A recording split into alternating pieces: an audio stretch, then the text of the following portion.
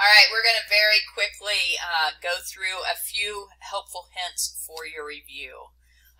With 1, 2, 3, and 4, you're going to want to isolate a radical. You want a radical equal to stuff, and then we're going to square. So we're just going to pick one of these guys. I'm going to do I'm going to show you an additional one. This one's pretty simple. You're just going to square both sides.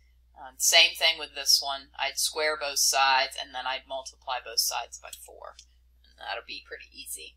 If you had something that looked like this, 5 equals negative 5 plus the square root of a plus 4, I would add 5 to both sides because that's how it's attached through addition, or it's a negative. If it said, and then I would square both sides. If it said 5 equals negative 5 times a plus 4, square root of a plus 4, then I would divide because that's how it's attached. So those are a couple additional examples. I do want to look at number 4. This was a mistake that several people had made. I have a radical equals something. So I'm going to square both sides. When you square both sides, v minus 3 times v minus 3 does not equal v squared plus 9. You're totally losing that inside-outside term. So you're losing this negative 3v and negative 3v. So this squared would be v squared minus 6v plus 9. This side squared would be v plus 39. I want to see you bring both of those over to the other side. I want to see the factors, and then setting each factor equal to 0. Then you need to really check for these extraneous solutions. What solutions do you come up with but do not work out? I will have one like that on your test, so it's super important that you have one of those. Number 5 and 6, we didn't practice any of these, but I do want to show you one of them. So let's just look at number 5. Again, this is really just saying the cubed root, or it's saying the square root of x cubed. Well, we know how to do that. We're going to go ahead and deal with the 3. We're going to add 3 to both sides. And I end up with 125 equals x to the 3 halves. Well, a way to get rid of that 3 halves would be to raise it to the second power. That would take care of my denominator. And I could raise it to the 1/3 power, and that would take care of my numerator. So I'd end up with an x. So I'm going to raise that to the 2/3 power. This is really saying the cubed root of 125 squared. Well, the cubed root of 125 is 5. 5 squared is 25. So my answer is 25. That's supposed to be an x. So that's how you handle that particular one. Identify the domain and range. You have a couple different ways that you can do this. Remember, with the domain is your x's. Range is your y's. So you could do it looking at the graph. I'm going to show it algebraically here. So I have x minus 4 under the radical. So the radicand, stuff under the radical, we want that to be greater than or equal to 0. If it's a square root, 4th root. A 3rd root we don't care because you can take the 3rd root of a negative. So I want x minus 4 greater than or equal to 0. I add 4. I want x greater than or equal to 4. So that's my domain. And I'm going to graph it so I can see my range. So remember, the stuff under the radical is going to move it left and right. X minus 4 is going to move it to the right 4. This 2 on the outside being added, so it's going to move it right 4, and it's going to move it up 2. So this is up 2. If it was a negative, it would move it down 2 because it's being added.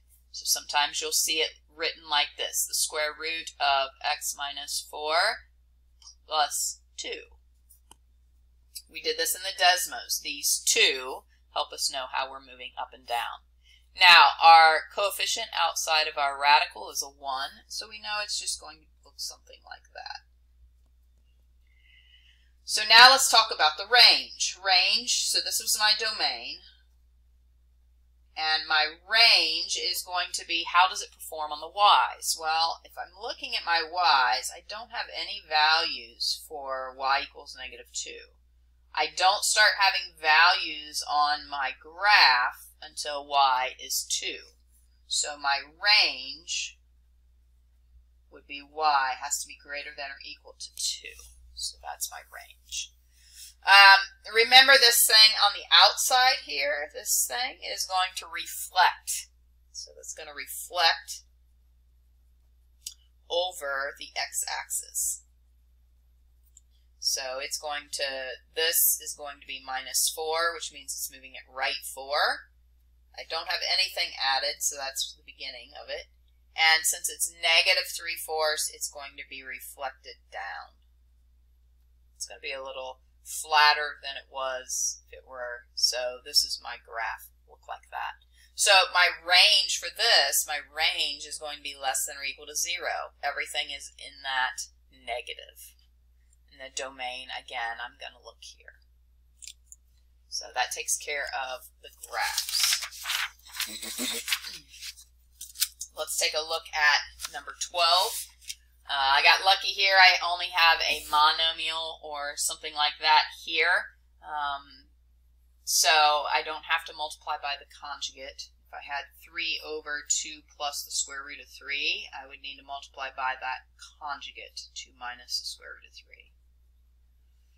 But this time is a little easier. I'm going to go ahead and we always want to prime factorize it.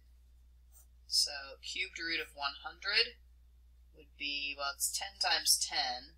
So that's 2 times 5 times 2 times 5. Now, or 10 times 10. So what I am missing is I'm missing another 2 and another 5, or a 10, because I've got 2 2's and I need 3 to come out. So what I do to the bottom, I have to multiply by the top. And then you can multiply that through. Over here, remember when we divide, we change that to multiplication. And we take the reciprocal of it. And so I end up with p plus 7. Remember, we always factor. So I have a p plus 7 and a p plus 8. And my p plus 7's cancel. And I'm left with p plus 10 over p plus 8. So that's one way.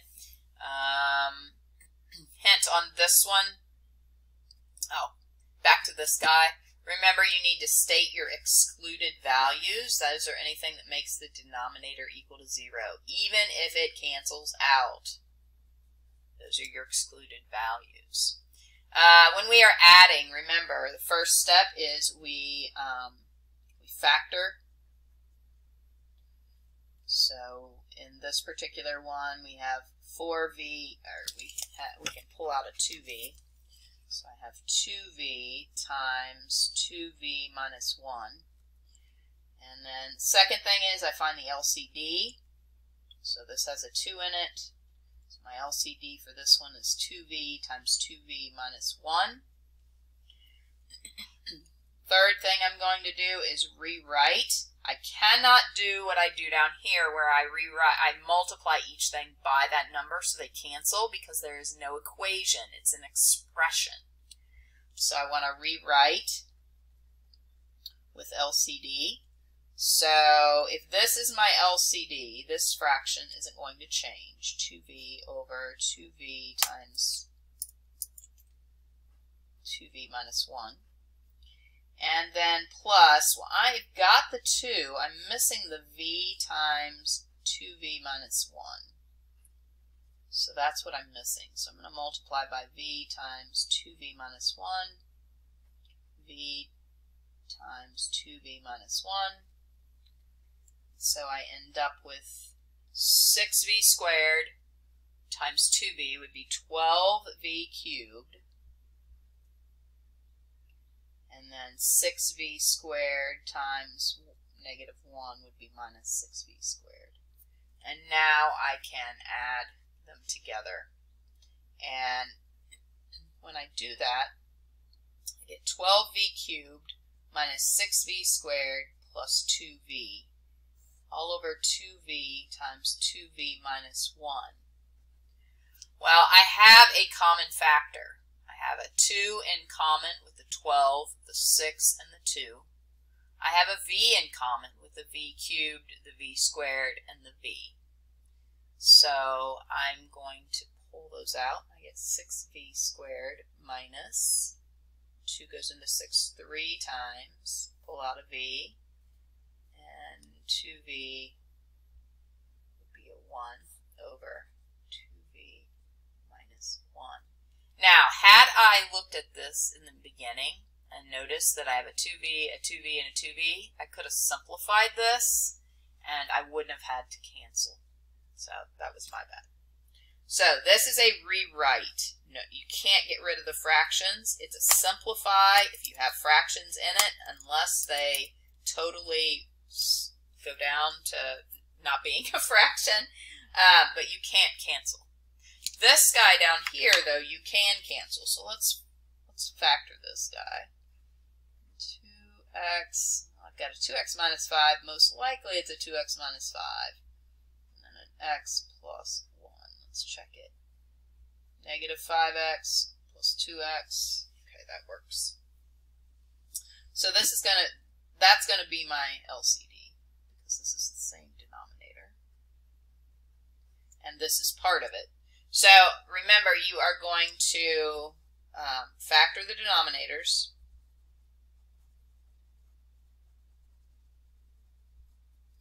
Second thing you're going to do is find the LCD. Third thing is going to be to multiply by that LCD. I can do that because it's an equal sign. I'm allowed to multiply everything by a number. Fourth thing is cancel. And then solve. So if I were to multiply each of these by 2x minus 5 and x plus 1, 2x minus 5, x plus 1, 2x minus 5, x plus 1. Beautiful things happen. I get 1 plus, the 2x minus 5's cancel, and I get 3 times x plus 1, or 3x plus 3, equals 6. And then I can solve it. Remember, you have to check your answers for extraneous solutions. All right. Now, remember with our word problems, we end up with individual, portion of the job that they do in 1 minute or 1 hour. So it's individual plus individual equals together. But it's only the portion that they do in 1 hour. So let's look at Leah. Leah takes 16 hours to tar a roof. Heather can tar the same roof in 15 hours. So in 1 hour, Leah does 1/16 of the job. Heather does 1/15 of the job in 1 hour. We don't know together. T equals the time to do the job in 1 hour. Or time to do the job together, my bad. So they do 1/16 of the job in 1 hour. So remember, it's an equal sign, so we can find the LCD, which is just going to be 16, 15, and T. I never make it any simpler than that because it's super easy to cancel.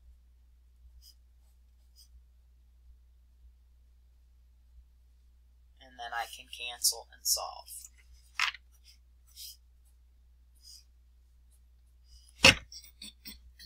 Now, this one, number 22, Paul and Adam can harvest a field in 5.65 hours. So that is going to go 1 over. That's going to be the together time. He can do it alone, or had he done it alone, it would have taken Adam 10 hours. So that would be 1/10. what we're trying to find is Paul, so he would be 1 over p. So hopefully that helps out.